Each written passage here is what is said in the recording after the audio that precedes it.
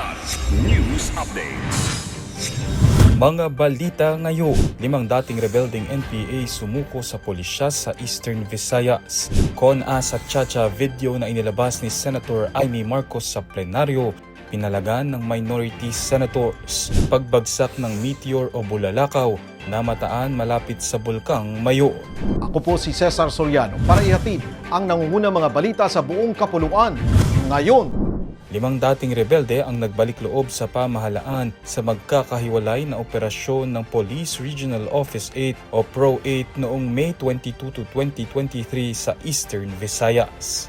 Kinilala ang mga sumuko na sina alias Jasper, 25 anyos na magsasaka mula Silvino Lubos, Northern Samar na nagsuko ng isang caliber .38 revolver, alias Berto, 43 anyos na magsasaka mula Victoria, Northern Samar at dating unit militia member ng SRGU SRC Emporium EVRPC at alias Loy, 33 anyos na magsasaka mula Gandara, Samar at dating miyembro ng Underground Mass Organization o UGMO.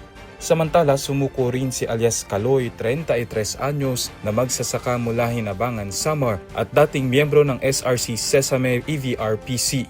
Isinuko niya ang isang homemade rifle o De Holland at mga bala.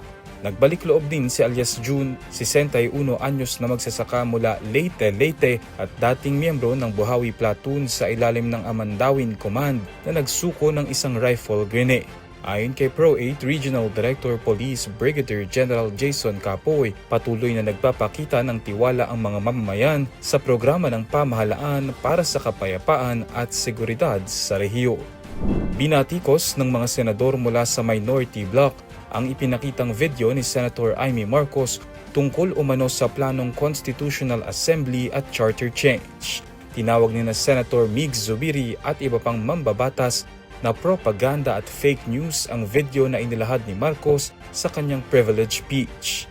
Ayon sa kanila, walang sapat na ebidensya ang mga alegasyon na may plano umanong hadlangan ang presidential bid ni Vice President Sara Duterte at palawigin ang termino ni Pangulong Ferdinand Marcos Jr.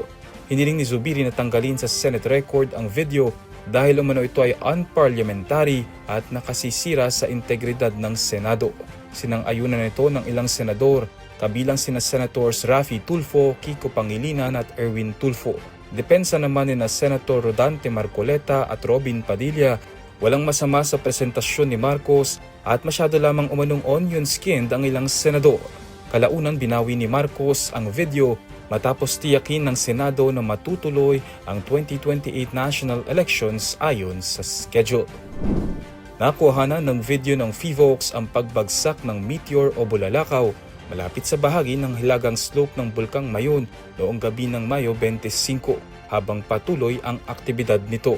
Ayon sa PHIVOLCS, unang inakala na bumagsak ang meteor sa hilagang bahagi ng bulkan dakong alas 10:33 ng gabi.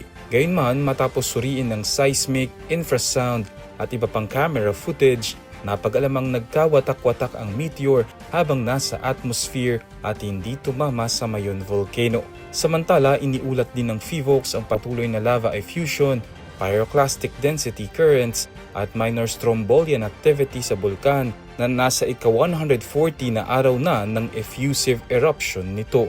Para sa Kidlat News Channel, ako si Renzel Lenon, nag-uula. ako po si Cesar Soriano, kasama nyo sa bawat pagputo ng balita.